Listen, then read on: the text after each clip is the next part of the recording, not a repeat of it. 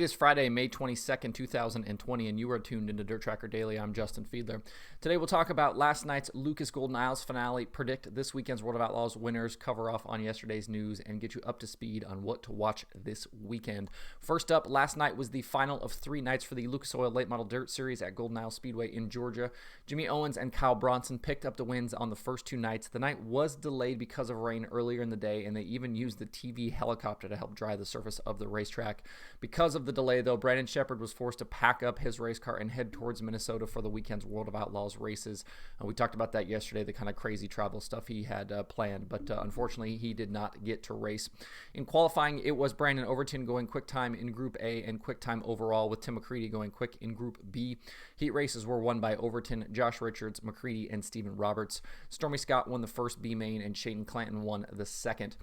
For the feature, Overton started on the pole with McCready to his outside. Overton jumped to the lead on the start, with Josh Richards settling into second and Stephen Roberts in third. In a scene very eerily similar to the night before for Josh Richards, Brandon Overton had mechanical issues on lap 8. He checked up while out front, and Richards was forced to slow down to not run into the back of Overton's slowing machine. Overton ended up having ignition problems, basically took him out of the race. Following that, on the ensuing restart, Richards assumed the lead. Behind him, though, Mason Zeigler was charging up from his 9th starting position and was into the top 5 by lap 9. After running in the front early, Stephen Roberts was involved in a crash on lap 10 that also took out Tyler Erb and handed damage to several other drivers, including Hudson O'Neal. On the next restart, Zeigler got to second and he began to stalk Richards for the lead. Zeigler was definitely the fastest car, but it took him until lap 29 to finally find a way around the Boyer Dirt number 14. Zeigler looked good enough to lead the rest of the way and take the win, but a mistake coming to the white flag ended in heartbreak for the Pennsylvania driver. He was working lap traffic, jumped the cushion in between turns 3 and 4, got into the wall that basically knocked the right front suspension out of the car, took him out of the night. That put Richards back out front, and he was able to lead the final 2 laps to take the win over Tim McCready, Jimmy Owens, Mark Whitener, and Devin Moran in 5th. With Sheppard's absence from the night, McCready took the points lead following his 2nd place finish. He now has a 100-point lead over Jimmy Owens, who moved into 2nd. Devin Moran is 3rd, Jonathan Davenport 4th, and Tyler Erb is 5th. The series returns to action on Monday night at East Bay Raceway Park in Florida. A really fun couple of nights, I think, at Golden Isles. The racing was really good, even with them having to do some of the things they had to do last night to have the track be ready for the racing. I thought the action was good. A lot of drama and leaders crashing and leaders having mechanical problems and things like that. It was a fun couple of days. Jimmy Owens stays really good, even though he didn't win. Last night was still 3rd, so he's still been incredibly fast here over the last couple of nights. Interesting to see if he can carry that over into the remainder of his season and continue winning like he's been winning. So pretty neat stuff from Golden Isles for the Lucas Oil Late Model Dirt Series. Hope you got a chance to tune into those. They've been showing those over on the Lucas Dirt Facebook page, which I think has been pretty neat. So I talked about this, have been talking about this for the last couple of weeks. Some of the prediction stuff I wanted to do, and with the World of Outlaws races back tonight, I wanted to jump in and do some more predictions using the formula that I'd used before.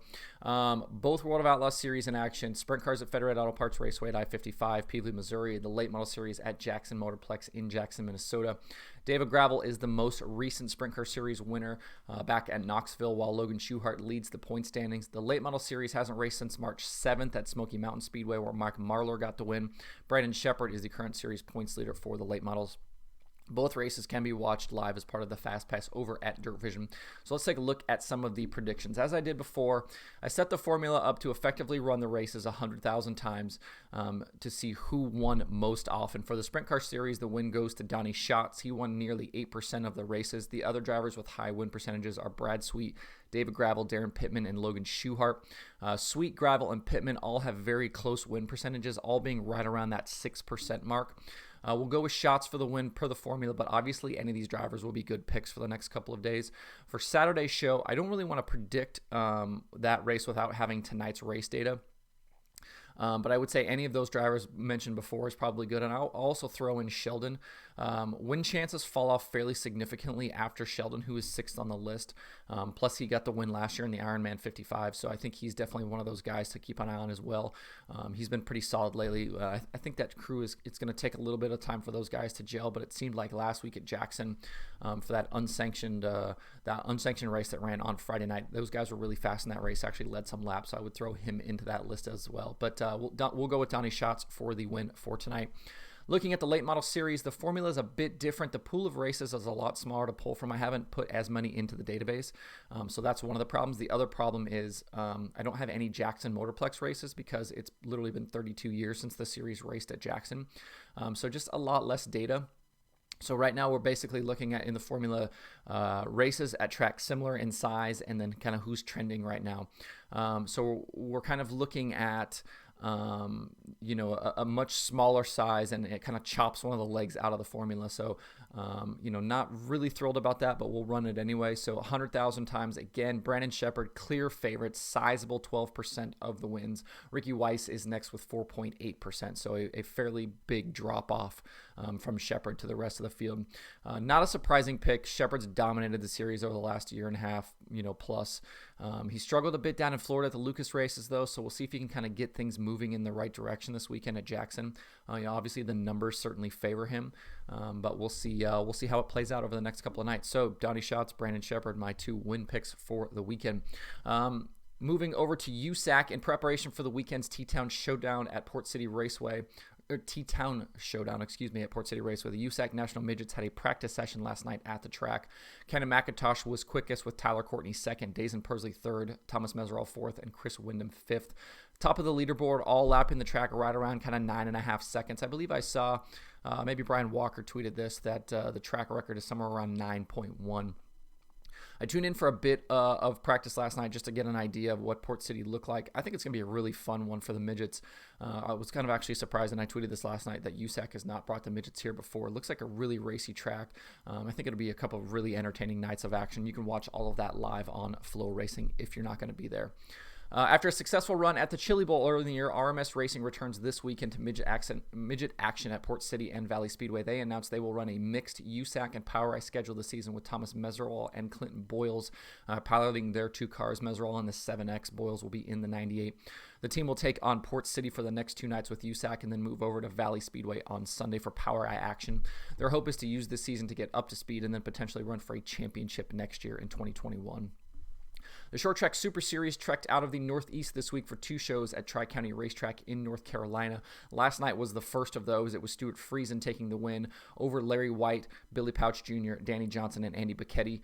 The Modified Series is back in action tonight at Tri-County Raceway, a racetrack you can watch live on Dirt Track Digest TV if you need a little big block modified action in your life.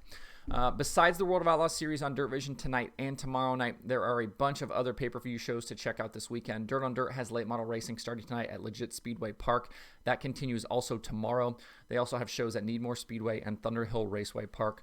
Flow Racing also has the action from Legit Speedway, so if you're not a Dirt on Dirt subscriber, but you are a Flow subscriber, you can watch the late model shows from Legit on Flow as well, and they will have that USAC Midget action tonight and tomorrow at Port City. Speed Shift has a busy week, and they have a lot of IMCA stuff. Lee County Speedway, Antioch Speedway, Park Jefferson, 34 Raceway. Busy weekend over at Speed Shift if you are a subscriber there or want to check out some of the IMCA action.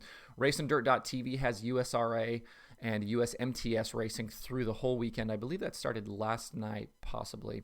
And then Speed Sport has a ton of shows available. Speedsport.tv. They have like a lot of partner organizations that they kind of pair up with to do a lot of streaming shows. They have a ton of stuff through the weekend as well. All kinds of different late models, modifieds, a lot of different stuff to check out over there. So if you're looking for racing this weekend and you can't be at the track, there are certainly plenty of things to watch online.